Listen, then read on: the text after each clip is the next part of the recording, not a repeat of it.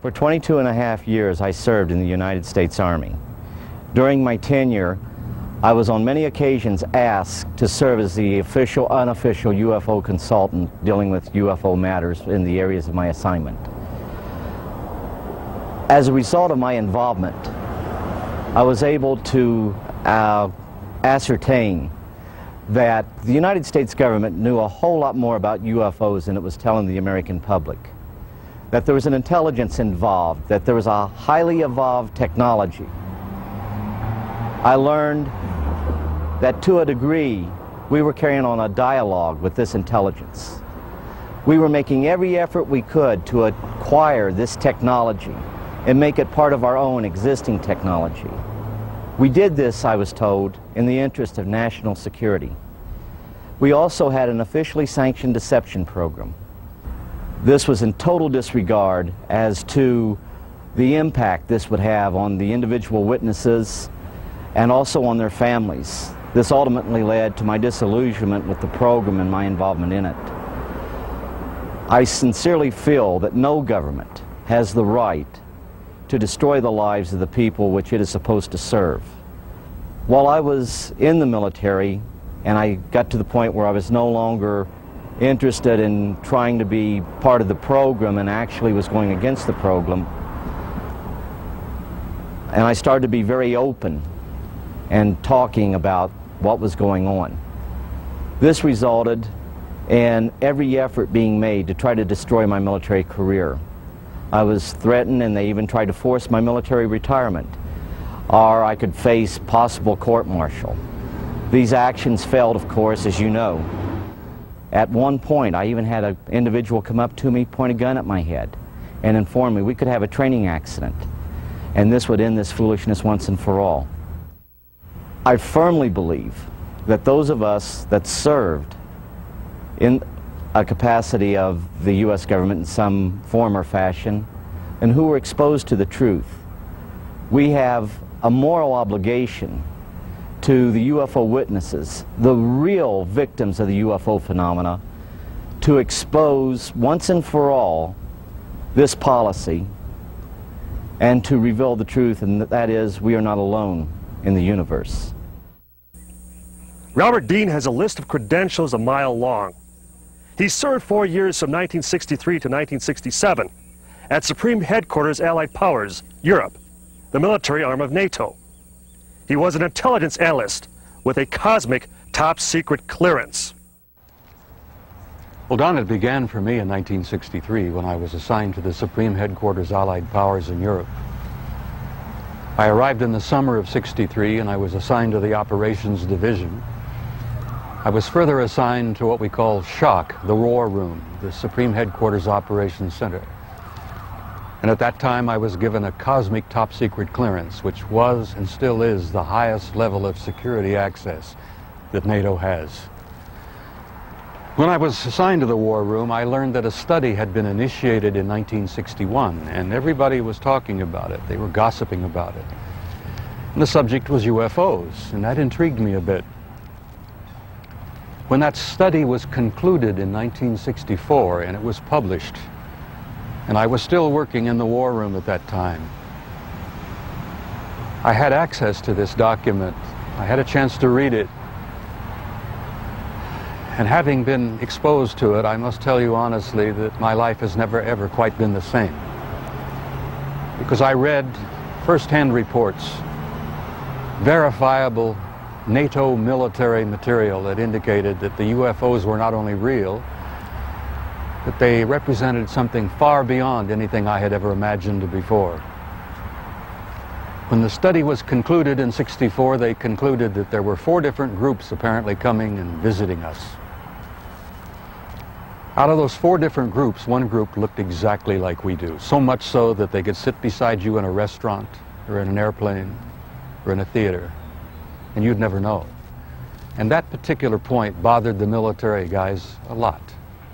The point being that some of these people from somewhere could be walking up and down the corridors of SHAPE headquarters, or they could be walking up and down the corridors of the Pentagon. One day at lunch, a lieutenant colonel made the remark, he says, "Jesus, do you realize they could even be in the White House?" And there was a little forced laughter at that point, I remember, because a lot of us over the years have had some misgivings about the occupants of the White House. But the point I'm making is that the idea that aliens could be here in our midst bothered the military, because if you're not paranoid when you go into the service, you're certainly trained very quickly to be so. It's the nature of the military mind, I think, to be paranoid. But that was only part of the story. The SHAPE conclusions in '64 were that there were 4 groups that we knew of. They were apparently interplanetary. Some very likely were interstellar. They even concluded that some of them could be intergalactic. When I retired in 1976, many of our military people knew at that point that we were not simply dealing with visitations from people from other planets or star systems. They had concluded by '76 that some of these visitors very well might be multidimensional in their source. The evidence that we had collected and the evidence that they had repeatedly demonstrated to us, and that's no accident. It became very clear after a time that there was a program or a process of some kind underway, that they had demonstrated over and over and over again that they apparently were able to manipulate matter and time. Now, this really shook up our scientists. There are a lot of new young scientists in particle physics today who talk about multiple dimensions. There's a brilliant young professor in New York by the name of Michio Kaku, who has written a brilliant book called Hyperspace, where they talk about 10 separate dimensions. I'm not enough of a physicist to try to explain to you what a dimension is, but the idea that there could be intelligences from somewhere else, from other dimensions, coming and going into our reality. It's been quite a shakeup in traditional science. I guess I speak out openly and bluntly about this because I feel so strongly about it. I violate my security oath every time I speak about it.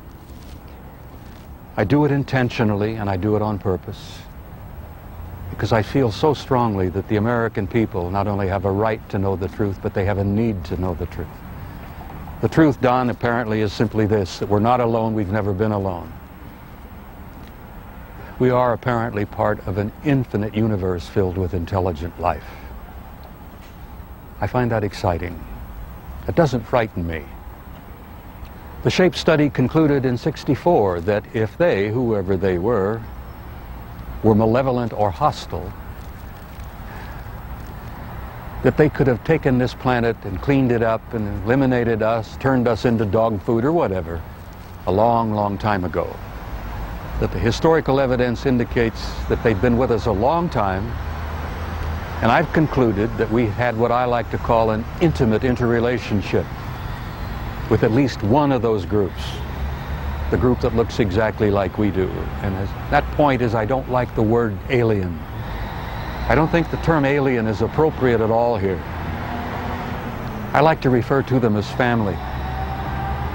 We're related to them. I think they had a hand in our being here.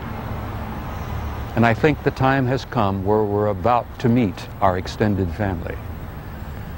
It's going to be very soon, and the people are not ready. And one of the reasons I do speak out so bluntly and so openly is if in some small way I can help people get prepared for this. Because I believe that this reality, once we have accepted it and understood it and gone beyond the fear, will bring about an expansion of consciousness in the human race that will truly help us and prepare us to go out there and take our rightful place in that infinite community of life.